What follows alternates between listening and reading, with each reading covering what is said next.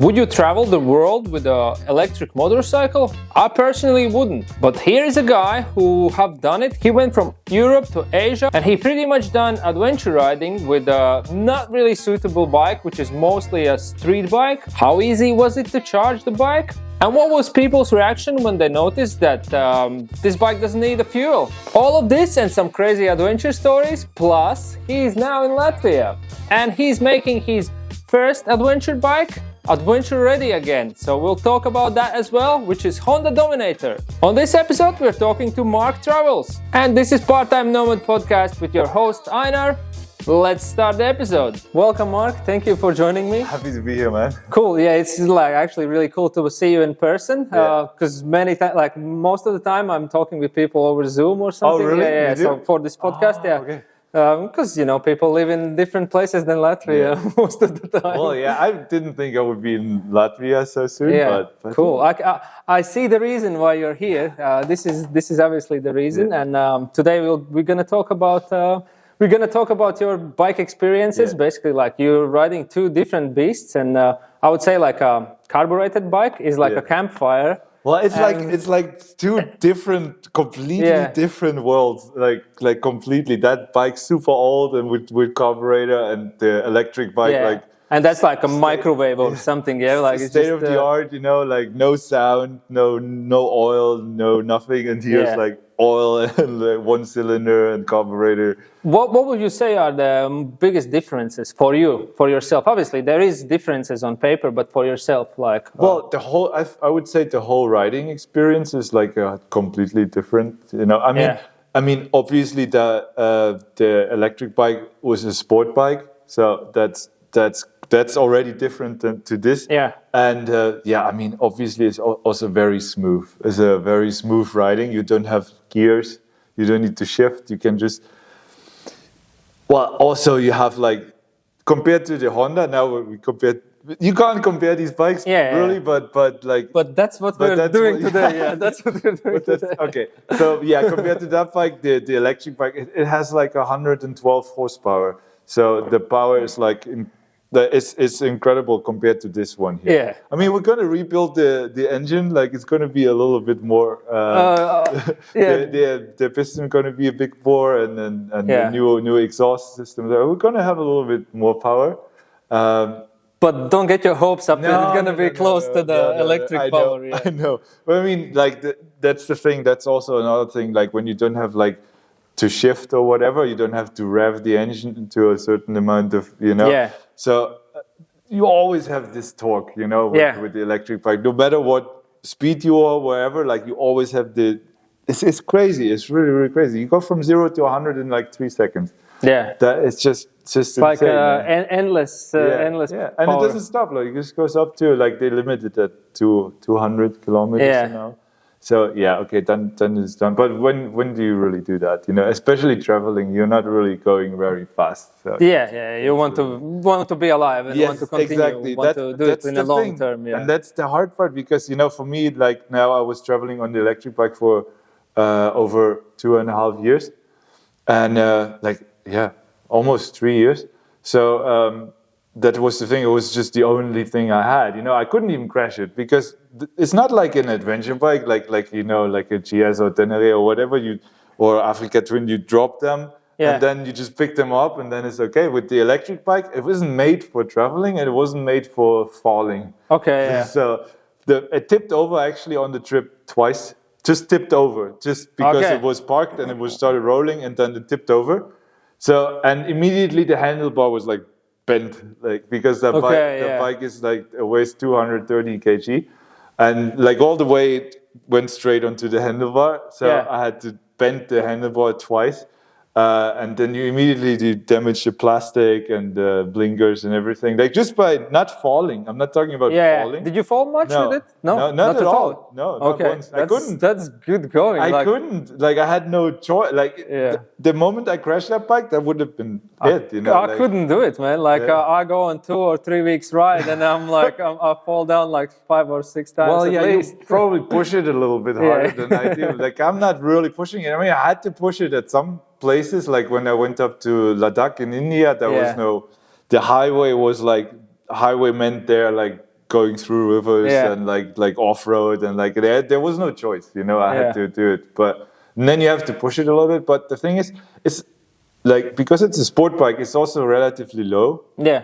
So, and I'm relatively tall, so I have long legs. So I like this. I wouldn't say relatively. You're just tall. Yeah, you're tall. Like I could say I'm relatively tall and try to be tall, but you are tall. Yeah, like he's tall. I'm like 193, so relatively tall. But my legs can always easily reach the ground, no matter what. No matter, even when the bike starts tipping, like it can always catch it. Always. There's no. But with like a big bike, or even with, I don't know, no, also not with the Honda. Dominator is quite low, actually. I ride Tenere here in Latvia, and I have the Dominator in Greece, and basically like it seems like a small, tiny bike when you get on Dominator after Tenere. Like it really depends on to what you compare it to. Yeah, true. But it's substantially higher than the electric bike. So, can you tell me more about Eve?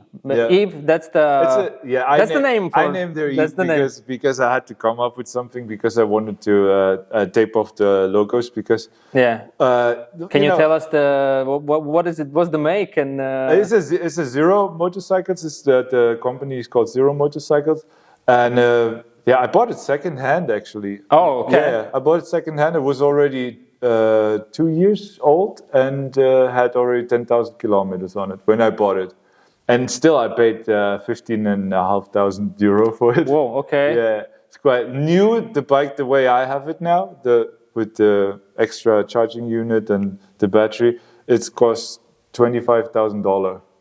So wow, like crazy! 22,000 or 23,000 euros. That's like a GS, it's basically a GS. Yeah, they're freaking expensive, you know, and they have all like these weird systems, like with, you know, you can buy different model, but it's not a different model. It's actually just a different software for the battery, you know, and then you pay less or more, you know, depends on, like. Can you upgrade it? Yeah, you can upgrade it, you buy the bike and then later on you decide, I just want a better bike now. you can do it. I think it's like a total scam, you know, like when you because the bikes are all the same. They all have the same battery, but it's just software upgrade, you know, like they're just limited with the software. But for adventure bikes as well, like the modern adventure bikes, you can buy the packs as well, like for the rally pack, and KTM does the same. It's all there already, right? Yeah. I don't understand why. You know, it's the life these days. I think business like and stuff. Everything. I heard there's also like subscription and there was something going on. I don't know if there is heated now. grips from some brand. I think that was a joke. Yeah. I think that was a joke. Okay. Yeah. Subscription for heated grips. I didn't pay my subscription this month, I know so some like car manufacturers you have to pay extra for the heated seats or something like that. Like it is all installed and all there, but you have to. You want to activate it, then pay hard-earned money and. They do the same. You know, I think it's like stupid. And nobody told me when I bought the bike and I had to replace the battery because it was already broken when I bought the bike. The battery, yeah. Yeah, it was already broken. I didn't know that. Like I just noticed that there were some cells damaged, and I noticed when I drove it to empty after I left it standing for like 20 minutes, the broken like the bike would level the current. In the battery. Yeah. So, and then when I turned it on again, it was back to like 20% battery. Like it was from 0 to 20%. Like they call it like ghost charging or something like that. Like because they had that problem with a lot of batteries. Actually, with all the batteries in that bike, they were all broken. Like the cells within the battery, they would be damaged at some point, and then they had to replace all the batteries under warranty. So basically, that's like a thing you have to live with whilst you're traveling. You kind of know that if you run out, you can stay for some while. No. There was a issue. Like was a problem. Like I couldn't. But I found that out in the UK because I made like a test run through the UK for like and Ireland for like 5 weeks, and I found that out. Luckily, that it was broken, and I made videos about it and stuff. Yeah. And that way, because of all the attention the videos got, like I actually was the first guy in Germany that had the new battery, or in Europe that had the new battery, the new version of that motorcycle. So that was actually quite good. So, but what they didn't tell me anything about the bike or whatever. They were like always super hush hush. They didn't tell me nothing about. I didn't know anything about the motorcycle basically, and I didn't know about the upgrade system and stuff because it wasn't in place yet when I started my world journey, and they wouldn't tell me nothing. So that's also the reason why I taped off my logos, because like there was no support from the. Did you try to connect with the company? Of course, like I wasn't like I talked to everybody in the whole promotion area or whatever, and they were like actually like really like, yeah, we can do something, blah blah blah, but nothing happened, never. Like they were always just reacting to my videos. When I had a problem, I would talk about it, then they would like publicly they would like write like, hey, yeah, we'll help him out, blah blah blah. But actually, when I actually had problems, they would never really, like, I had to really beg for every bit of normal customer service, basically. So, what, like, when you started to travel with the electric bike, I thought, like, that's a sponsored thing, basically. Like, that's what I thought. Like, and I think many people think. Yeah, so many people thought that, and they were like unsubscribing because they thought like he's now an environmentalist or whatever, and like he works with that company, blah blah. But no, like actually, they didn't really want to have anything to do with me, the company, like until the end, like.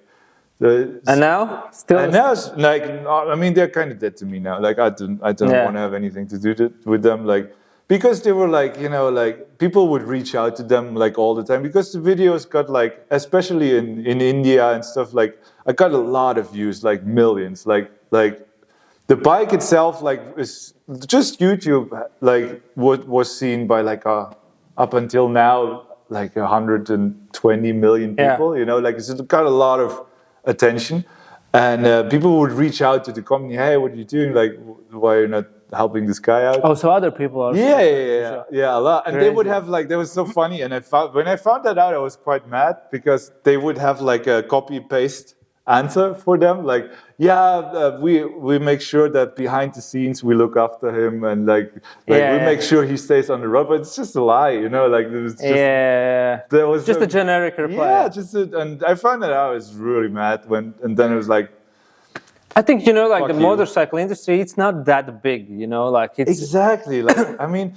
this is like, and then I meet like other travelers like on the road, like, and some of them have YouTube channels, and like, and those companies, like they really look after them, like I met a traveler from Turkey, and she's sponsored by Aprilia, and they really look after her, make sure the bike gets serviced, because it makes sense. She obviously, if their bike make it to some country, then it like is seen by a lot of people, especially. But even they, like companies like BMW, they even do it like for normal travelers without a YouTube channel. Like they do some extra. If you're traveling, support. Basically, like, because it will always look good for the company. Definitely, But the problem is the bike that I had, like, it's not made for that. I think that's the problem. What it was not made for that. Was never meant for that, and it was. Even though I did a lot of things with it that like even normal adventure bikes would probably not ever do, like, or like ever get to do with their owners, whatever. Like they weren't interested in that. And I was actually I had to choose the sport bike, because it was just the biggest out there, when like with the biggest battery, with the biggest power. When I decided, do they make adventure bikes as well? Yeah, now they do, but not when I reached out to them. Say, hey, what kind of bike should I get, and do you want to get involved or not, or whatever? And they was like, no. And they referred me to their mid-class range bike that they don't even have in their lineup anymore now. Like it's like gone for like a year now. And then I bought it, and I was like, okay, I buy secondhand myself. Like I buy the biggest you have, and then I started my journey. And on the day I started, then they published that they will release an adventure version of the NX bike. So what countries did you visit with that bike? Oh, it has been 28 countries. Like so altogether now. Like starting from Europe towards Asia. I went to the UK and Ireland, and then from Germany down Italy, and then I went on the islands like Sicily, Malta, and I went to Tunisia. I was in Tunisia for a month. month, and like was actually riding in the Sahara Desert. This was really cool. I even found charging stations there. That was yeah. It's like they had like on the Total Energy gas station, they had like Porsche chargers, like just like the charging units, you know, and Tesla charger. Cool. So they had that there already, and that was already like 2 years ago now. So and then I went back, basically Italy, and then over to Albania, and then Bulgaria, Romania, and then to Turkey. I went over to Cyprus as well, just to check it out. And then after Turkey, I went to Georgia. I was there for a month, and then I went back to Turkey, and then from Turkey to Iran. That was the first, like, okay, now I'm like really out there somewhere. Because Turkey is like almost, you know, still like almost European, and that border crossing was easy. But Iran, it was a bit more difficult because I also have like it's an American brand, you know, and there was really like a little bit like, okay, you can't. My auto club didn't even want to like give me the carnet for Iran because they said you can't get in with the American bike. I was like, oh, okay, but well, I tried anyway, and then. So you didn't get the carnet? Yes, I did. I said like just give it like it's okay. Like I'll just try with that. I try, and then but it worked. Was no problem. Like nobody cared, nobody. And then that was actually a really cool experience. Iran.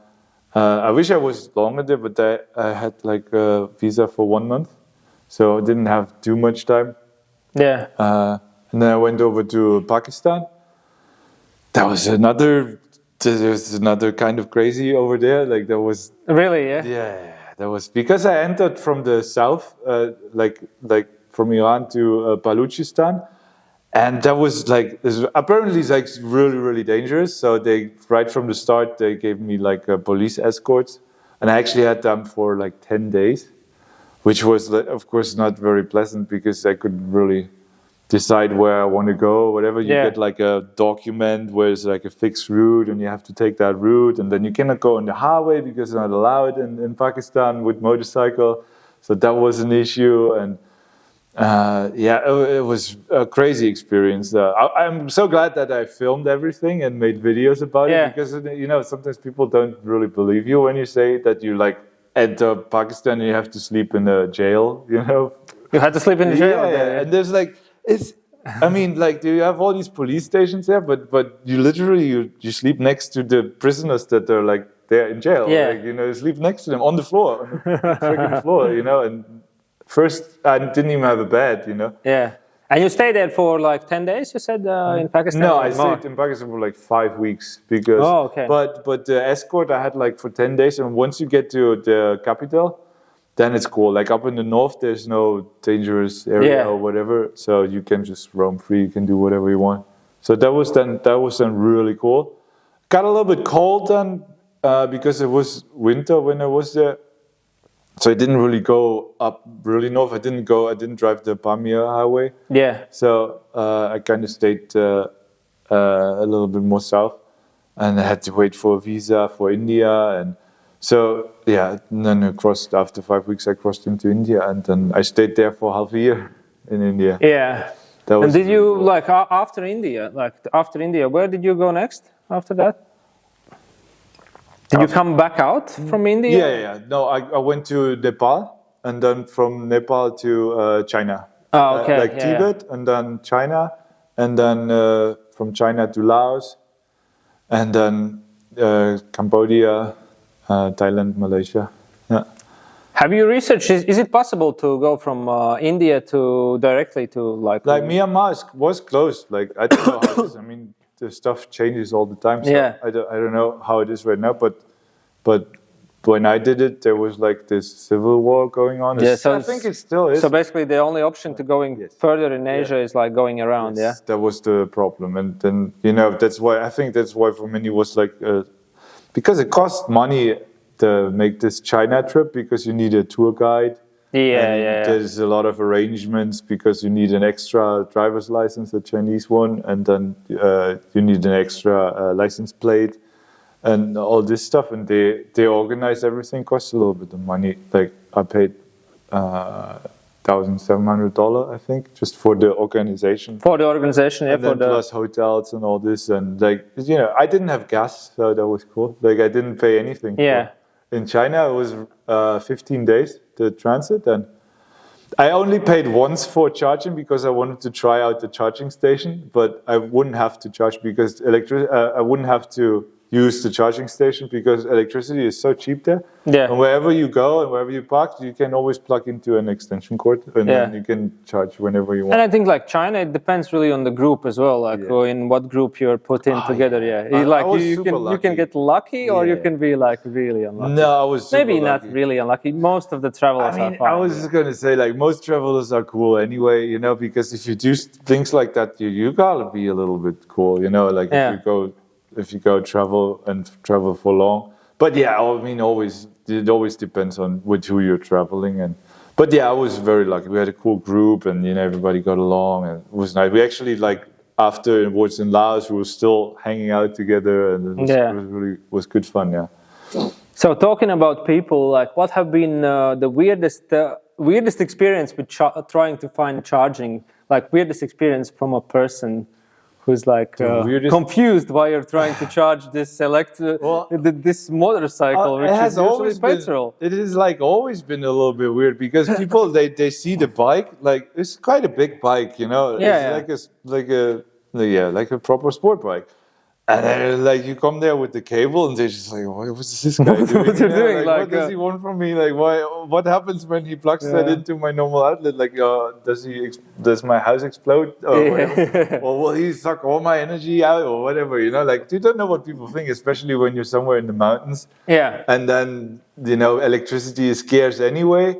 So then that was actually a real problem. Like in India, in the mountains in Ladakh, that was really we're closer to the highest. I went on the highest road. Yeah. Like that was like, I was the first electric motorcycle that did it on, like, I did it by myself. They did it like for publicity. Like they drove before with electric bikes from India. Yeah. But they drove them up there, and then they was like, you know, like, it's not really.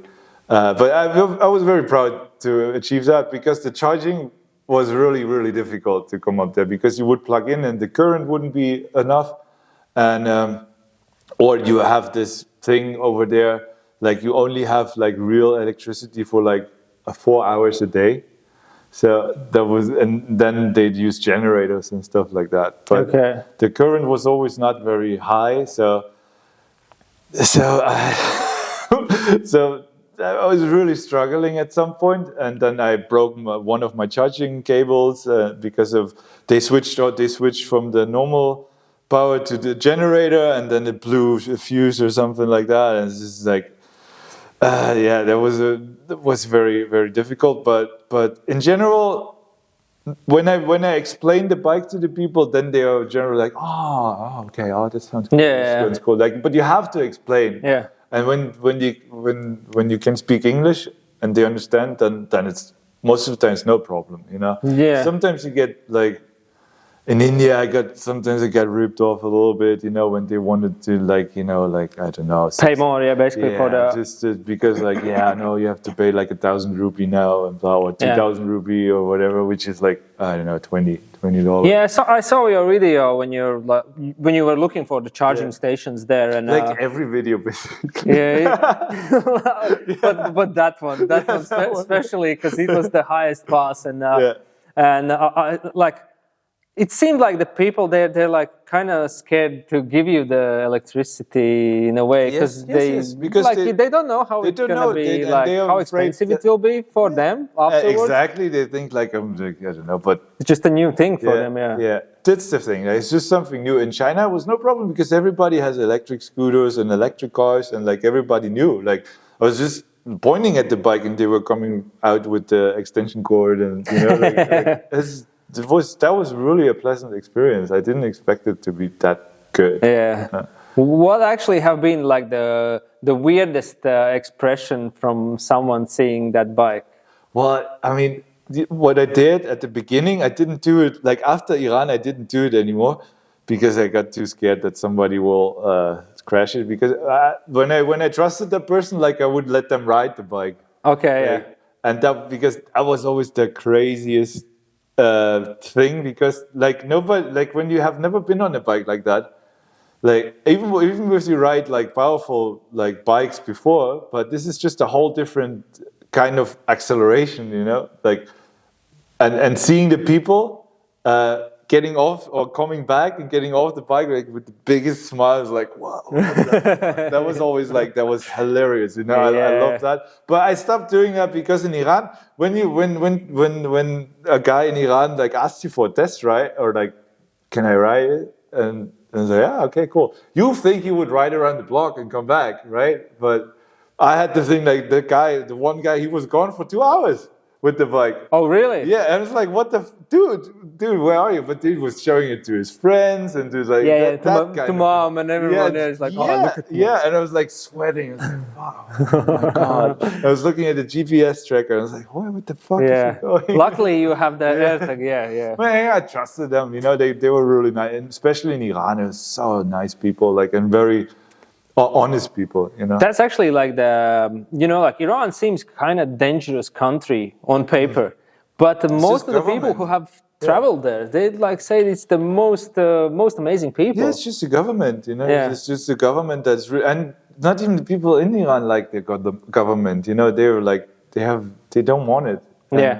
But the people are the most friendliest people I've met, probably, because they're so happy also to see tourists or visitors. Yeah. So they stop you on the road and just give you whatever they have as a present, you know, like a sandwich or whatever. And it's absolute lovely people, like really, really great. But for me, it was the dangerous part. For me, was actually just because I had to stop working. Like I had to really go radio silence completely in Iran, because I didn't want. They have like secret agencies and stuff. And they actually, they really like look for foreigners, tourists, and then they catch them outside their hotels and they make like interrogations, and they search hard drives and cameras and stuff.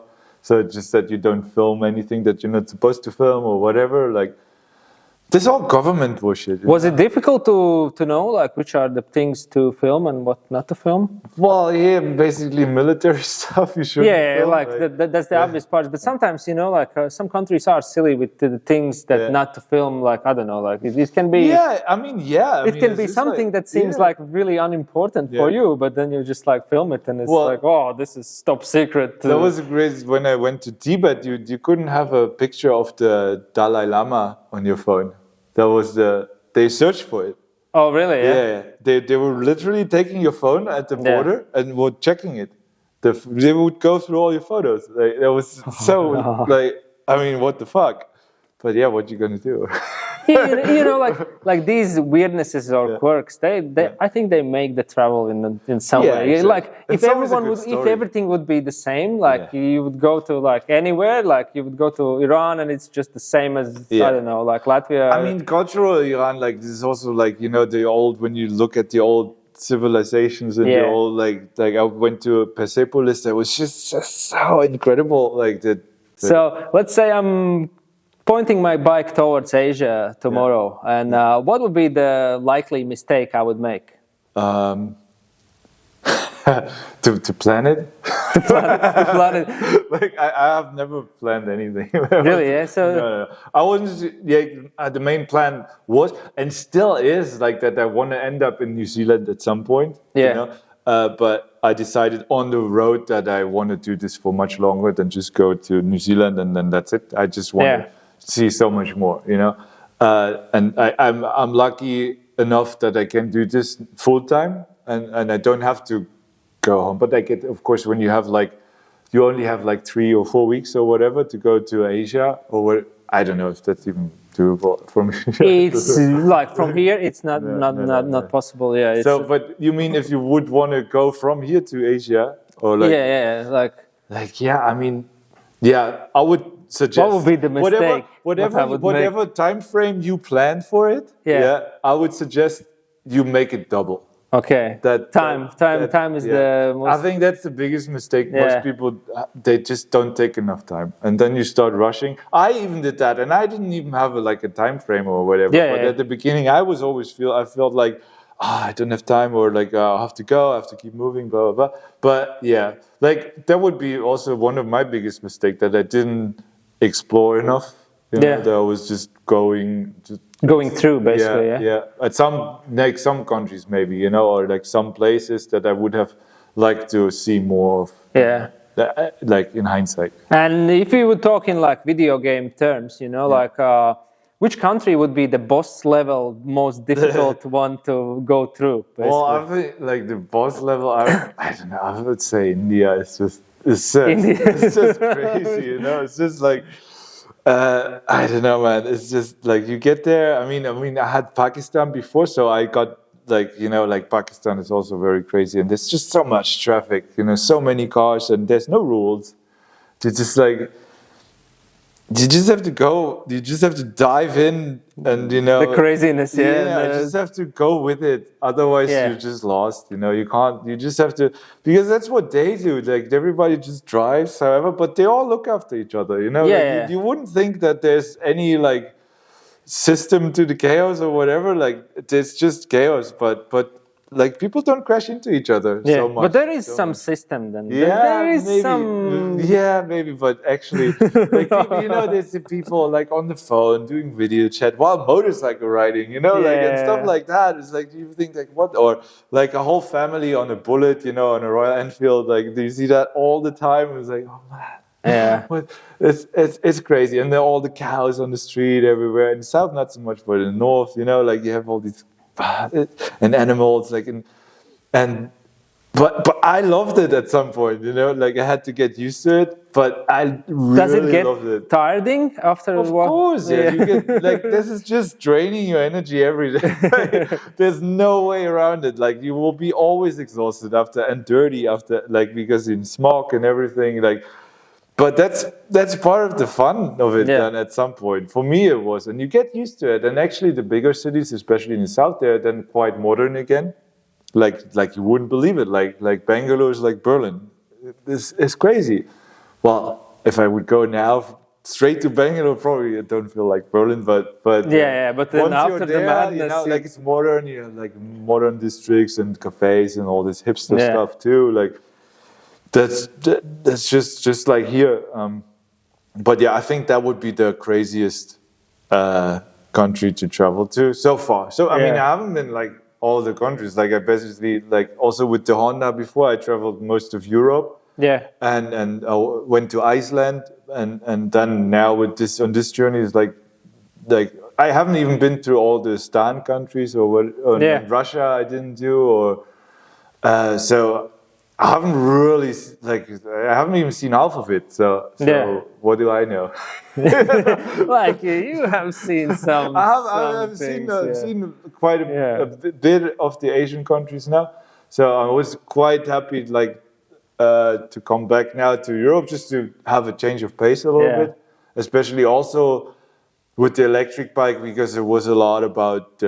How do I get it to charge? Even though in Thailand it got relatively easy because there was charging stations everywhere. It's just like in Europe, probably better than Europe. I don't know how it is now. They have their own like electric scooters, or something. And also, well, I'm not sure about electric motorcycles if that's going to be a thing of the future, like how they are now. I don't think people like them very much, and that hasn't changed in the last 3 years. I think electric cars are getting the thing, because they make sense to most people. But living in a city, especially, like bikes. I mean, even like the companies that build motorcycles, electric motorcycles, they tend like Zero motorcycles. Their new lineup is like scooters. You know, that's I think like it will. The old generation of motorcycle riders, they're petrol heads. Yeah, totally. And we are still that sort of generation, but the generations are changing, and I think now like the newer generation, the youngsters, they might have a different opinion about this, and they might be like, oh, I don't need that smell of petrol. Well, I have missed it, to be honest. I have missed it. I didn't miss the dirty hands, and I haven't missed the oil changes. I haven't missed my chain lubrication, you know, because the bike that I have has like a belt. Belt drive, yeah. So that was super simple, super easy. Last 30,000 kilometers, and then it snaps at some point, and you put on the new one 10 minutes, and then you go again. Yeah. So I haven't missed all that. Like I really enjoyed it. I enjoyed the electric bike, and I really didn't have any problem. Yeah. Like okay, at the end I had like this problem with my motor, but still the bike was still running. You know, I was just going. So I only saw a workshop once in Iran because I had some problem. I could fix it easily with the front pulley of the motor, so I could fix that easy. And other than that, I was only workshop for a tire change. Yeah, so that was everything. So that's pretty good. That's pretty good. Like with this thing, well, now we're here to sort everything out. Like it's all stripped. Like the motor's gonna be like new, hopefully. Yeah. So we'll get to this. We'll get to this in a moment. But like one last thing about your travels. Like what would you say is the most memorable experience? Like just one most memorable experience from all the experiences you had. This is always a very, very hard question. Especially like someone asking you one. It's like, you know, when I traveled now 2.5 years, just that one journey. So it's always very, very difficult. I mean, it can be a weird experience as well, like if that makes it easier. Well, I mean, I have to say, like riding the Himalaya ride was the riding in Tibet on like up on 5,000 meter. It's just insane, you know. It blows your mind seeing all this in these big mountains. I saw Everest, you know. Did you get mountain sickness up there? Not really, because I was also before, like I was for a while up high, you know, like I basically in the whole time I was in Ladakh, I was always high, up on 3,500 at least. So your body get used to it, you know. Yeah. So I didn't really get it. I mean, you have the headaches and stuff, but that was just. It's kind of like a lottery ticket, I think. You never know. Like anyone can get it. And it's also like some days you have headaches and some days you don't. But I didn't really get sick or anything. But and also riding. I mean, I would say really the whole thing to do it on an electric bike, while everybody told me at the beginning, "Oh, you will not make it out of Europe." You know, like the whole thing is like just that the fact that I made it this far. Is like, and I would have kept going actually, but I have this motor problem with the bike, and they wanted 4,000 euro for a new motor because it's apparently I can't fix it just like that. I have to replace the motor, and it's like, no, I'm not gonna invest that kind of money in a like the bike is like 6 years old now, so I'm not gonna do that. Like, you know, I don't know how long the battery lasts. You know, I don't know. Like, I have no support from the company whatsoever.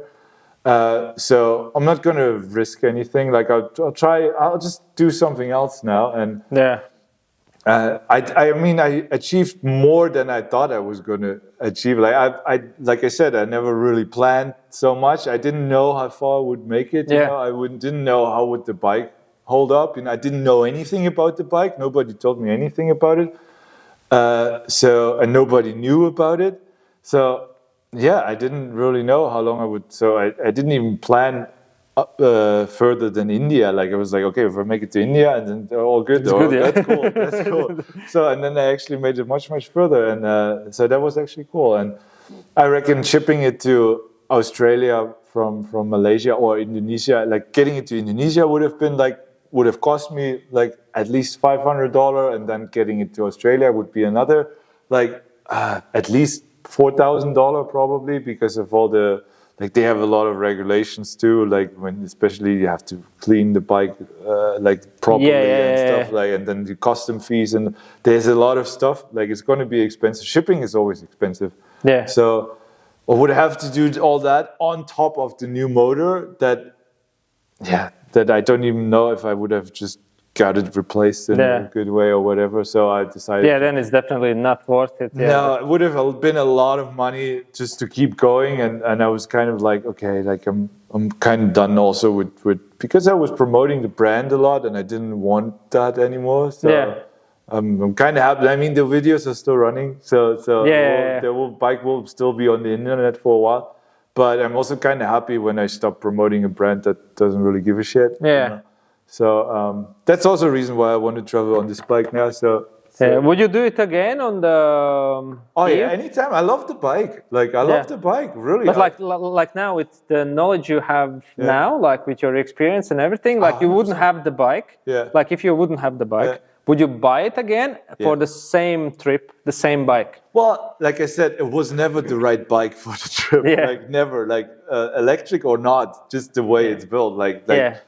Like I felt it when I came here from Germany to here on this bike. It was like, oh, and I was like going on a gravel road, a little bit of off-road, and it's like, oh, this is heaven. You know, like this is like, I don't feel anything. With the sport bike, it's like every bump, every like there's no suspension really. Yeah, like, these are like really and this is like so soft, and it's like, oh, I get why they all have adventure bikes. I understand. So this is your first adventure bike. Yeah, basically. Yeah, I bought it like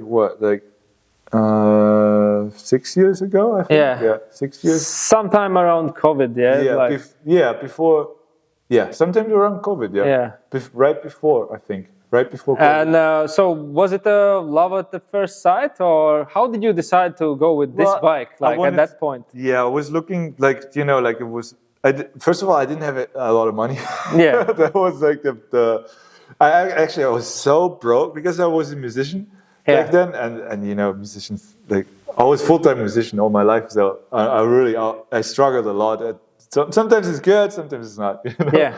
So, but I really wanted to have a bike, and then I didn't have money. I actually had to take a loan out to buy this bike. This one, yeah. Yeah. How much did it cost? I bought 2,300 euro. I paid for it. 2,300. Yeah, euro. Because I bought it from a collector. So the reason I bought it, like I was looking for bikes, and like I didn't want to have too big of a bike. But I saw that on eBay. I was like, oh, that looks cool. Like, and it was and then I saw the manufacturing date. It was 1989, and that's my birth year too. And I was like, oh, that's kind of cool. That's actually a thing. Yeah. Like to buy a car or a bike that it's your same age as you are, and you kind of like make the bike feel as a humanish. Yes. And it looks special to me, I really like the looks of it, like this 80s look, and like it was all, I mean, you don't see it now, but the bike is like all red. Yeah. So I really loved that, and it was good conditions, and it was like, okay, and it was good price, and I was like, okay. I don't know how they go now. I wouldn't know. I didn't have as many kilometers. Do you know how many kilometers do you have there? Yeah, it must be around 90. That's not the right speedo, so it must be around 90-something thousand. Yeah, for these, I think the speedos give up quite. Yes. Yeah. My like I don't know my one's gone as well. Yeah, mine too. It started making like super funny noises, and then it was just like. And it starts to spin around. My one went twice already. Really? Now on this, like I have done 6,000 with it. And, I bought it for like 1,400 euros. Yeah, that's a good. And took it to I had to rebuild the engine, but and then But I drove 50,000 kilometers with it. Yeah. Before we had to rebuild it. Like that actually was quite okay done. But what was I going to say?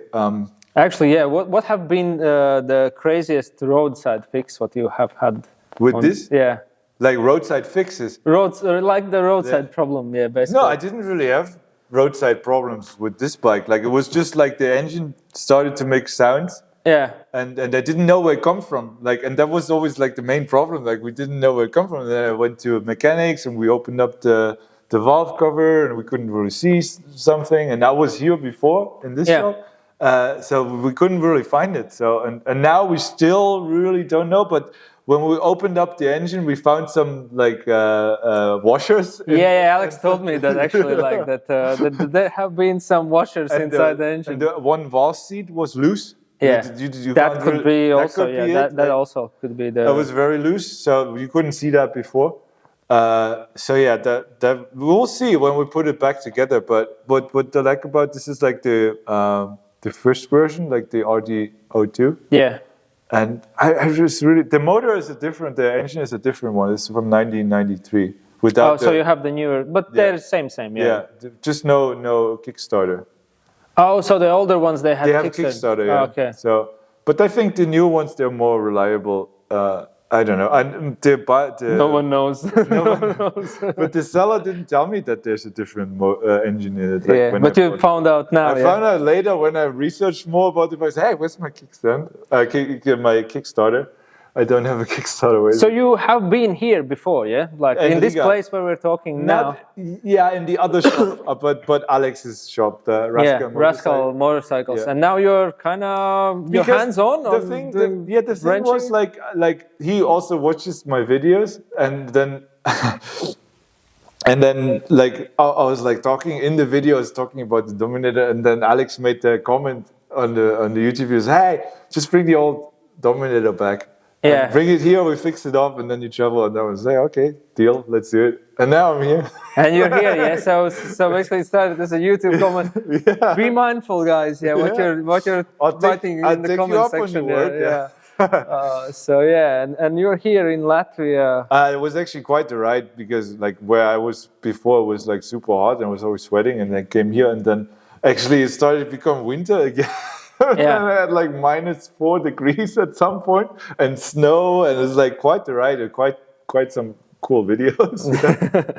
And then I blew the head gasket also on the way. That was also coming here. Yeah. So it was quite an adventure just to get to fix your bike. Yeah, like it was it was also like 1,500 kilometers in 3 days. Yeah. It was super cold. I was really freezing. And so now you're fixing this yourself as well? Yeah, we do it together. Like I want to be part of it a little bit. I want to see everything. I mean, I'm no mechanic, you know. Yeah, but I want to learn. Like I can do like little things myself. And I worked on bikes all my like as a child. We had like little dirt bikes and stuff like that. Yeah. Little 50cc bikes, and you start, you know, like learning about motorcycles then when you do it now yourself because you just want to know what to do basically. Yeah, like I just wanted, like I have never opened up an engine myself, so, and it was really cool seeing everything when Alex did it, and he was like also very fast with everything. And do you remember still what he was doing? And I filmed everything. Oh, okay. So then it's good. Yeah, I'll make a YouTube video about it. You'll always have your channel to and like for me, it's like I can learn, and then I film it, and then the people can also learn. Yeah. Because back then when I started filming videos with the Honda, like that was a big thing. So you will have a video of how to take apart. Dominator's engine. I will not call it like that because like it's not a how-to video, because like he knows what he's doing, but the way I like, you know, I don't make, you know, I always want to have my videos a little bit fun, I don't want to make boring videos, so it's not going to be like a whole process video. Then for someone broken down somewhere in Africa, that might be a fun getaway. Well, you can. This will be fun. You can see all the parts, and like you can see like, oh, there was a washer in my engine, you know. But it's not going to be a tutorial. But I know people find that bike very interesting. I learned that when I started making videos with that bike. There's many people that like still like either have the bike or like had the bike before, or like it's really a big you know, in quotes, because like there's not so many people having this bike in general, but there's still people that had the bike or have the bike, they still love it. That I noticed a lot. Like for me, like my first adventure bike was similar to Dominator. It was Honda SLR, which is basically like the same engine, but there's difference with like suspension, and the front wheel I think is 19-inch and instead of 21. So it's a bit smaller, basically kind of like street-oriented, more street-oriented. But I traveled with that bike to Bosnia. That was like my first big trip, basically from Latvia to Bosnia, and then I thought like, oh, this is cool, like I want to do this, and kind of came back home and like bought a KTM, and I thought like, it's much more fun and everything. And then after some while, you kind of get that itch that you want that old, not so trustable thing, which is really fun to ride. Yes, it is, and the bike is a lot of fun. Like, and you have all the vibrations, and you like feel it, you know, and you hear every little. And that's the thing. Like before, I had like with the electric bike now, I had all this like, oh, will it charge? And but with the old Honda, it's like, oh, will she start? You know? Yeah, it's always a guess. It's like yeah. And you know, I could have also bought like a new like I don't know KTM or GS or whatever or, or Tenere or like, but yeah, I mean, sure, like everybody, like anybody can do that, you know. And but I always wanted to do something a little bit more like more special, you know, especially because I make these YouTube videos and now I try to make it a little bit also interesting for people and for myself, you know. Yeah, you know, like watching another guy with the Tenere ride somewhere, like that's the thing, like and my videos are always a lot about the bike itself, you know, because I find that interesting, and I found it interesting with the electric bike and how it does, and I noticed many people also found it interesting, especially how I get it charged and whatnot. Even the skeptics, like I'm skeptical, like, especially the skeptics, you know, they would be the first one to like be there when something goes wrong, you know. Like I'm a skeptic for electric bikes, and like I watch your videos just to see like will it break down, and it's just like it's interesting, you know, like it's interesting to see. And also, like, will I get it to charge somewhere? Is it gonna work? But like I said, like many people thought I wouldn't even make it out of Europe, but turned out to be a very reliable motorcycle. It could also be that I know also that many have problems with that bike, and like they are the dealer a lot with that motorcycle. But that's with the electric, with the electric bike, I mean, also with this one, like if you see him saying in the videos that this is the most reliable bike in the world, you know he's like full of shit. He's lying. But she didn't leave me stranded anywhere yet. Like I was like I said, I've been like I drove down to Portugal. I went to Scandinavia with it, to the North Cape. I went to Iceland. I was 5 weeks in Iceland on the Honda Dominator. Went through all the rivers and stuff like that. And I didn't see the BMW GS crossing the rivers, you know, like that I saw on the boat. They didn't go where I went. Oh, they didn't? No. They didn't go to the national park, you know. But yeah, I mean, with that bike, it was quite light, and you know, the only thing what I had was it ran out of gas in Iceland. That was I made it onto the ring road, but then I ran out of gas. But then, you know, I found some lovely. But I think with the gas, I think it's just like the planning thing. You can always get I have run out of gas only the times when I just was shit at planning at some situations. But what I will do is like when I really start seriously traveling with the bike, or like when I go. Depends on the distance where you need to go. I will get like the fuel bladder. Like actually, like when we went on a trip to Morocco, and we thought we're gonna go to like next to the border, basically the old Dakar roads, and we took some my friend took some petrol with him. He was riding Tenere, and he had the smallest, I think the smallest fuel tank.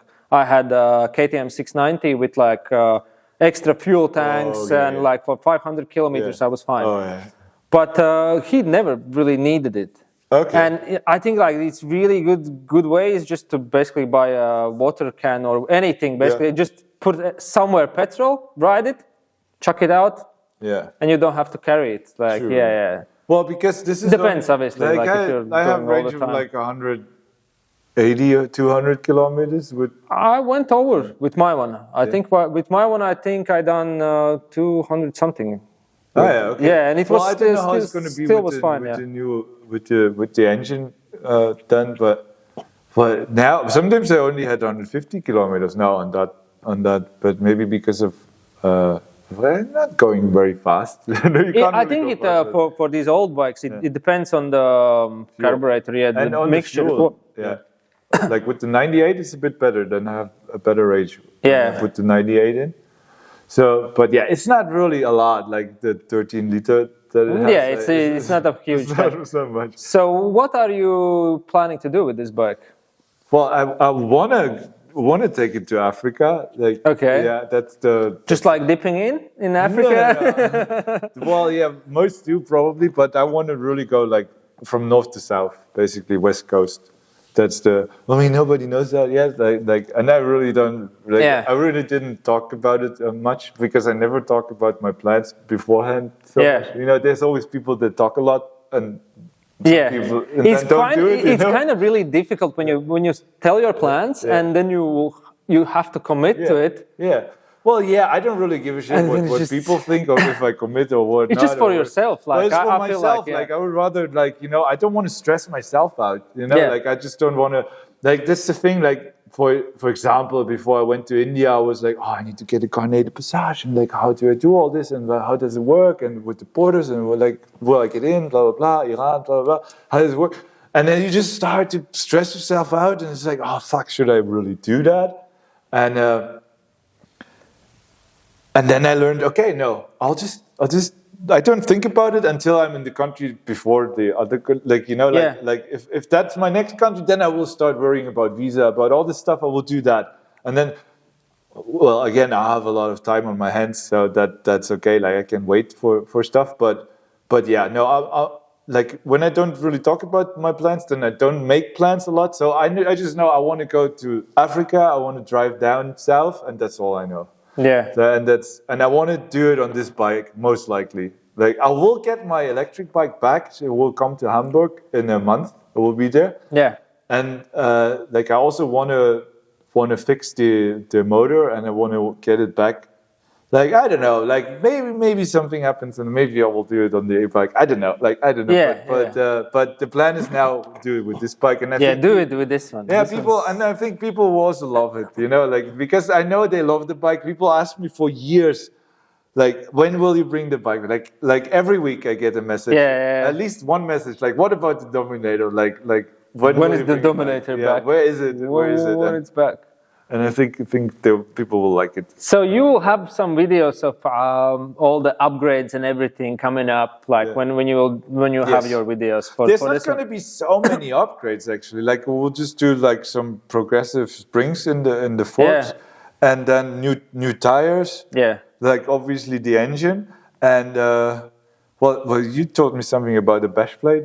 Like, that's actually a nice thing to have. It depends where you're riding, actually. Like that. Well, I'm not sure if I would really need it, but the thing is, I want to have it as original as possible. Yeah. The bike, because I don't want to destroy the looks, because I love the looks of it. You know, so I actually leave it as like, I get the new exhaust system. I already have the exhaust.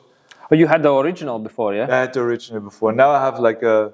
Man, it almost looks like the original. But is it two exhausts for you still? Yeah, like, I like the look. That's what I didn't want to destroy the looks. Like, it's also a black exhaust. Yeah, it will almost almost look the same. Yeah, basically. So that's what's important to me, because I really like the looks, and I don't want to modify it, like, you know, and then it looks like a completely different bike. You know, I don't like that. I want to have it.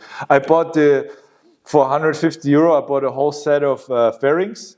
Like, for it, and I put them on. They were also a bit broken, but I fixed them. I also documented everything, but they look like really good condition for €150. Was really good.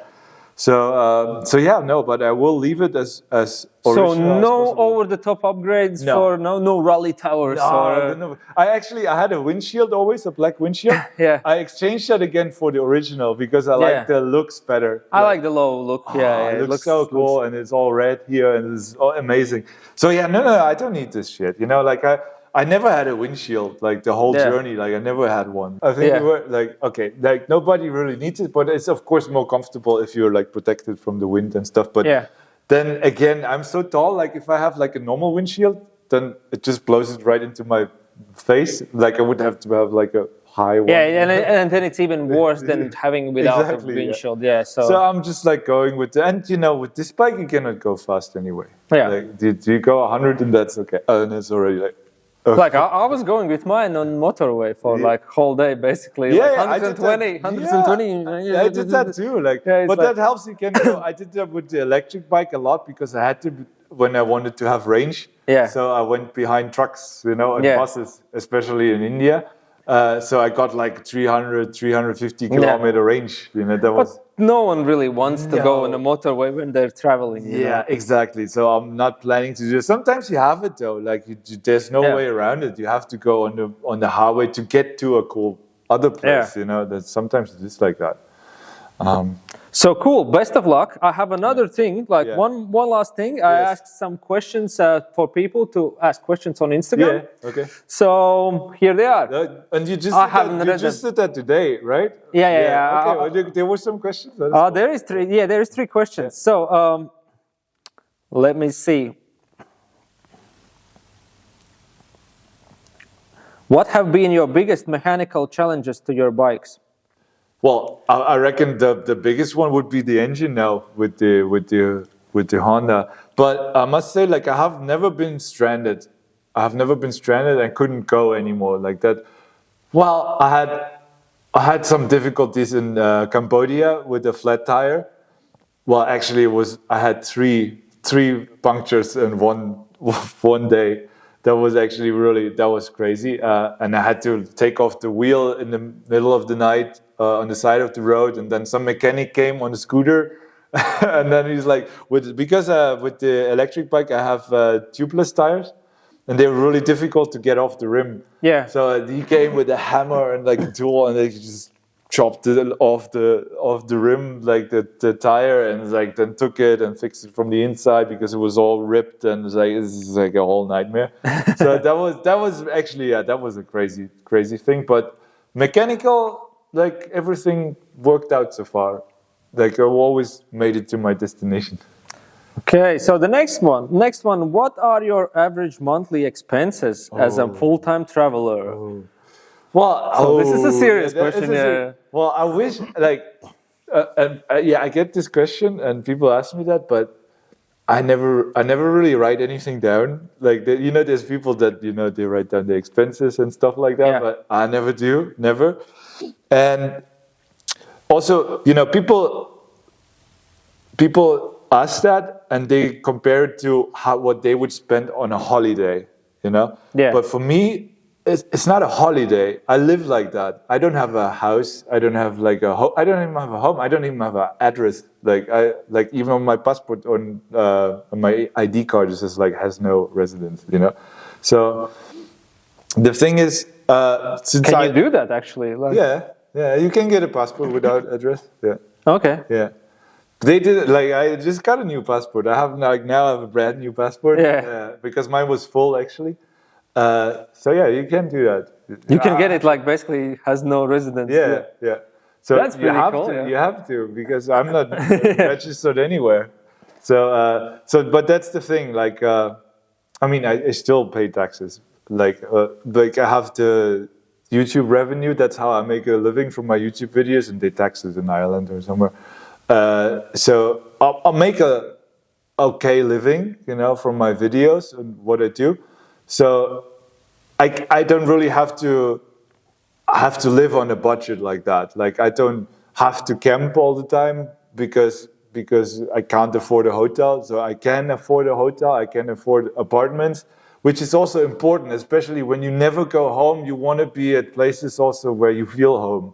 Yeah. So that's why for example, instead of a cheap hotel, I would book an Airbnb, which most of the time costs a little bit more, but you get to a homely place because it's run by a family, like sometimes you live with people, so which is really nice. So yeah, I probably have a bit more expenses than like a normal traveler would have because I just live like that. So yeah, but I would compare it to just when you live like a normal. I don't know what people now in Latvia or Riga what they have for income, but when you have like a normal house, like a normal apartment, normal income, that's what I would have too. It's not. I just live like a normal person. You would say like basically you spend the same amount that you would spend living. Well, if I was living in Berlin, I would spend the same amount of money for normal living. Sure, when you're like in countries like in India or like in Asia, then you can live a little bit better because everything is cheaper. So you can live a little bit better. Like here in Latvia, everything is more expensive for me too now as well, for example, or Germany or whatever. And so I also have to look like, okay, I'll look like for a cheap, like when I get a hotel here now on the way, like I would also look like I find something for like 20 euro or 30 euro, like something cheap, So yeah, it's it's hard to say because I don't live on a budget, or I don't calculate my budget. Yeah. I met people on the road. They have like a Excel spreadsheet and they write everything down. I always wanted to do it that way. Like I tried on my last trip. I started on the day one. Basically, I started to write down, and I got to like a few hours into the trip, and I was like, oh fuck, I can't do this. It's just. And for what? Of course you have it then, but in the end of the day, it's like it's just I always say like it's just money. It always comes back somehow, and it's just for me. It's just a tool, I don't really. You can't give it too much of a value, Like it's just a tool that you need to. Would you say it's like 60 euros a day? Could it be? Like I said, depends. That's basically like my average. What country you are, like then 60 euro a day. I mean, in Asia you can go cheaper. Yeah. Especially because I never had gas. Like for me, even with like petrol, hotels, sometimes when I travel, I mostly camp. I enjoy camping. Camping is my hobby. I will basically. do camping. I don't do it just to save the money, but I do it. I love it too because I love it. And I camp like usually 2 days. Stay at the hotel 1 day, then do the same basically. And it goes out as like 60 euros is the average. Some days are 100 something, some days are but that's 30 that's euros. good, I would say, like because most of it is petrol, right? It's petrol. Like it depends how far are you riding. Because now I had like when I came up here, like I had like at least 40 euro for petrol. Yeah. When I did like on average, I did like 500 kilometers, at least 40 euro petrol, like more. Oh, actually. That's more. Yeah, 500. 60. That's 100 something for like 500. No, like 60. I think like 50 or 60 euro for petrol I spent per day. Yeah, per day. Yeah, that's when you're trying to reach a destination. Yes. Yeah, like if you're traveling from I don't know place in Europe to somewhere, like the most expensive part will be going far away. But I must say, like, even like if I would travel now with the electric bike here in Europe, I wouldn't be much cheaper. Because for a full tank, I would also spend in Euro. I would probably spend like 10, 12 euro for full tank. It would also be just like a maximum 200 kilometers in Europe. So it's not like in other countries it's much more cheaper. And I saved a lot of money just because of the fact that I didn't need petrol. Yeah, I would say probably I didn't really like calculate or whatever. If I would have to say a number, I probably would say like for the 60,000 kilometers or no 70,000 kilometers, it would have been like at least like 5,000 euro that I saved. At least, at least probably more. So that's good. That's actually quite good. Yeah. So the next question, what are the top 3 things that definitely need to be replaced or upgraded for your Dominator? Top 3 things, upgrade. Well, I already upgraded or replaced the shock, the rear shock with the YSS shock, which is that was a night and day difference compared to. But you done that in Germany, yeah? I done that like already 5 years ago. I think. Oh, okay, yeah. So, and I also got it a little bit higher. So that was for me like a really important upgrade, and it's much better. It's really so.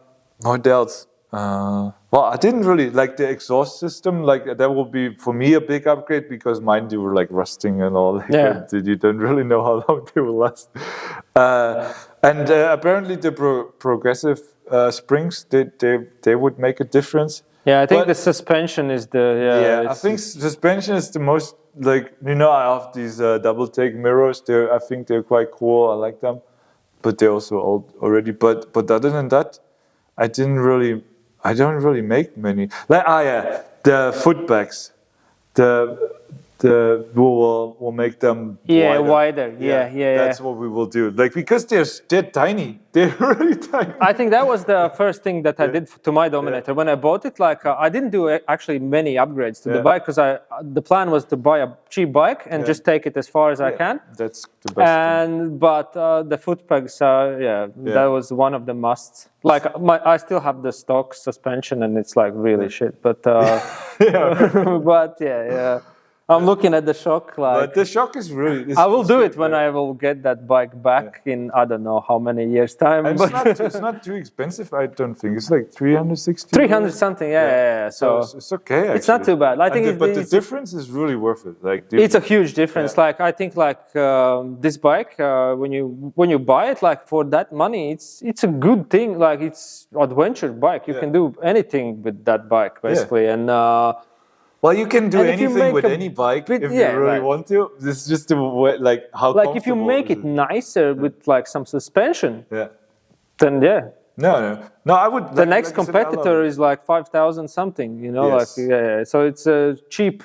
Yeah. Relatively cheap bike. No, like I said, I really love the bike. I love the looks, and I like how people see it when they see the bike. They're like, oh, cool. Yeah. Like, retro. Because it looks special, and that's I love that. And I look at the bike, and I like this part as well. Like right? They don't do the covers anymore. Like on my one doesn't have it. So But I think it makes sense. For me, it's just logical. It looks really good. Even like the covers for the Fox, like there's no maintenance. They can you will not break a seal or anything. These like. But it's just the looks. Probably like people don't like the look of it. But of these, they're like the rubber. Old man's hands, basically. But I love it. I like it. I like it. It looks cool. It makes it special. Also the golden rims and I love it. I look at the bike and I was like, okay, that's my bike. Yeah, that's fun. Cool. So thank you, Marc. Thank you for joining me. Thanks for having me. Best of luck with fixing this thing, and best of luck with travels with that thing. It will be all right. Yeah, it will be good. It will be fun. It will be fun watching it. And see how far this bike can there go. will be like a whole YouTube series. The whole rebuild is a YouTube series, and then like whatever. And it's Marc Travels. Marc Travels is the YouTube channel, and Instagram is Marc Travel everywhere. Vlog, Like you can just put Marc Travels everywhere. Marc Travels. Yeah, simple. That's what I wanted to do. I wanted to have it like super simple. Easy to find. You can tell everybody like if they can speak English or not. Marc Travels. Okay, I got it. So thanks for having me. Thank you, man. Cool. Thank you for watching. I hope you enjoyed this episode. And if you did, please give us some love by pressing like and consider subscribing. As I see that many of you watching this podcast are not subscribers, so why not? Just do it. Doesn't cost anything. See you at the next one. Bye.